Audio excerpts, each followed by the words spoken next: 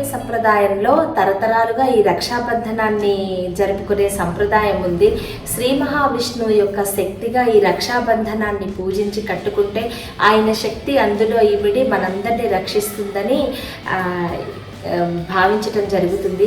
మీ అందరికీ రాఖీ పౌర్ణమి శుభాకాంక్షలు. ఏనబద్ధో బలి రాజా దానవేంద్రో మహాబలః తేన త్వామపి బధ్నామి రక్షేమాచల. అక్షతలతో బంగారంతో తయారు చేయబడిన ఈ రక్షాబంధనాన్ని మధ్యాహ్నం వేళ ఆవాలతో పూజించి కట్టేవాళ్ళు అనమాట ఇది వరకు. ఇప్పుడు కూడా ఎన్నో రకరకాల రక్షాబంధనాలు అందుబాటులోకి వచ్చేసాయి. ఎవరి సత్యానుసారం ఎవరి అభీష్టం మేరకు వాళ్ళు అలాంటి రక్షాబంధనాలు కొంతమంది తయారు చేసి కొంతమంది కొనుక్కుని ఇలా రకరకాలుగా కడుతూ ఉంటారు. వాళ్ళ రక్ష ఆ సంవత్సరం అంతా మనకు ఉంటుందని ఒక నమ్మకం. ఈరోజు అయితే బ్రదర్స్ సిస్టర్స్ ఏంటో రక్ష కండగా సరదాగా ఏమిస్తావని జోక్గా చేసుకుంటూ ఉంటాము. ధర్మరాజు ఈ రక్షాబంధనం గురించి విశేషాలని అడిగినప్పుడు కృష్ణ పరమాత్మ ఆయనకి ఈ విషయం గురించి కొన్ని విశేషాలని చెప్పారనమాట. ఈ రక్షాబంధనాన్ని ఎవరైతే కట్టించుకుంటారో వాళ్ళు సంవత్సరం అంతా భూత ప్రేత పిశాచ బాధలు కానీ, అనారోగ్య సమస్యలు కానీ, అశుభాన్ని కానీ, పేదరికాన్ని కానీ ఆ సంవత్సరం అంతా అనుభవించరు అని చెప్పి కృష్ణ పరమాత్మ ధర్మరాజుతోటి తెలియజేస్తారనమాట ఈ రాఖీ పౌర్ణమి విశేష రక్షాబంధన ప్రత్యేకతని గురించి. పూర్వం దేవదానవ యుద్ధాలు బాగా జరుగుతూ ఉండేవి. సో రాక్షసుల శక్తికి దేవతలు కూడా బాధింపబడేవారు. ఇవి విపరీతంగా జరుగుతున్నప్పుడు ఈ యుద్ధం జరిగినప్పుడు ఇంద్రుడి సతి అయిన ఈ సచీదేవి ఇంద్రుడికి ఈ రక్షాబంధనాన్ని ఇలా పూజించి కట్టడం వల్ల అక్కడ జరిగిన యుద్ధంలో రాక్షసులని చీల్చి చెండాడి రాక్షసుల నుంచి విముక్తి కలిగించారని పూర్వం చెప్తారు ఒక కథలో. ఎందుకంటే ఆ రక్షాబంధనానికి అంత విష్ణుమూర్తి శక్తి అందులో ఇమిడిపోయిందని మనం భావించుకొని కడతాం కదా. అందుకని ఆ శక్తి వల్ల ఆ యుద్ధంలో ఇంద్రుడు అశేష ప్రతిభా పాఠవాలతోటి దేవతలని కాపాడారని ఒక కథనం.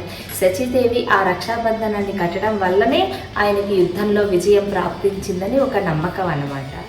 బ్రాహ్మణ్యై క్షత్రియై వైశ్యై శూద్రై అన్యైస్య మానవైః కర్తవ్యో రక్షితాచరః ద్విజాన్ సంపూజ్య శక్తితః కథగా చెప్తారు.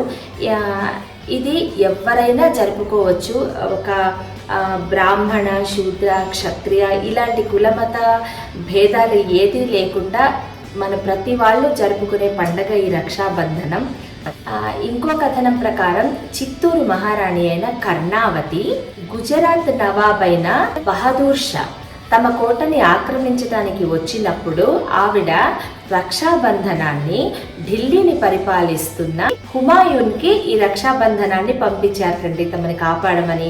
అప్పుడు హుమాయూన్ ఆ రక్షాబంధనాన్ని స్వీకరించి కర్ణావతిని తన సోదరిగా భావించి తన సేనలతోటి వచ్చి వీళ్ళని కాపాడాలని చెప్పేసేసి అప్పటి నుంచి మహారాష్ట్ర, కర్ణాటక వీళ్ళందరూ కూడా ప్రతి వాళ్ళు అక్కడ ఈ పండుగని జరుపుకోవటం, రక్షాబంధనాన్ని జరుపుకోవటం ఆనవాయితీగా మారింది.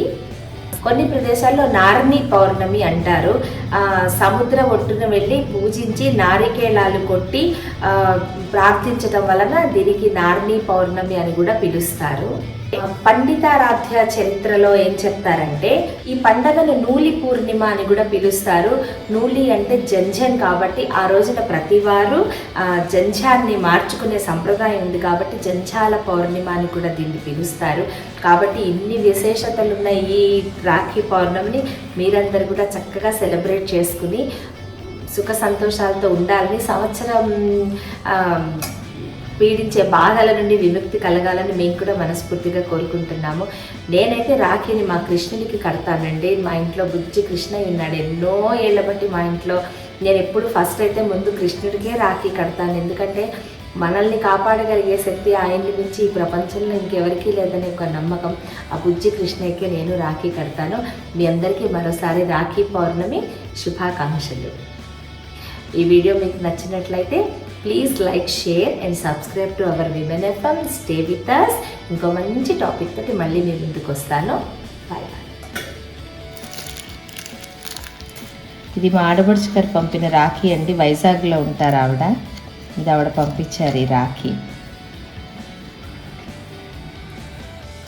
ఇది లాస్ట్ టైం నేను కట్టిన రాఖీ అండి కృష్ణుడికి. నెమలి ఉంది దీనికి.